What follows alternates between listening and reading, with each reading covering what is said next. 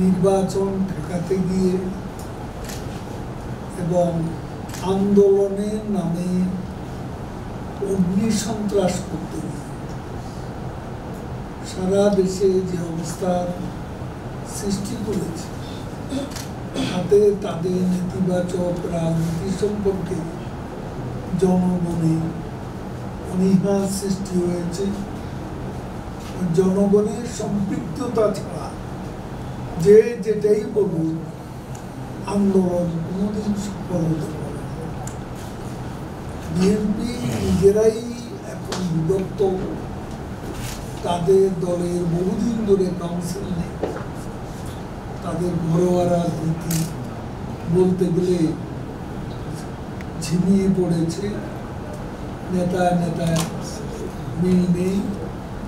কর্মীরাও দল আবারও ক্ষমতায় আসবে এ ধরনের আশাবাদ নেতারা ব্যক্ত করলো, কর্মীরাই আশা কারণ দেখছে না এবং কর্মীরাও হতাশ হয়ে পড়েছে।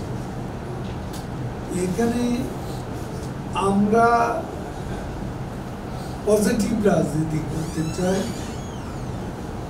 আমরা চাই একদিকে দেশে যে আজকে বিশ্ব রাজনীতির, বিশ্ব অর্থনৈতিক সংকটের যে প্রভাব প্রতিক্রিয়া, সেখানে বাংলাদেশে যে প্রতিক্রিয়া, এখানে যে সংকট আমাদের উপর বর্তেছে, এই সংকট থেকে আমাদের জনগণকে পরিত্রাণ দেওয়ার জন্য আমার এবং এই সংকট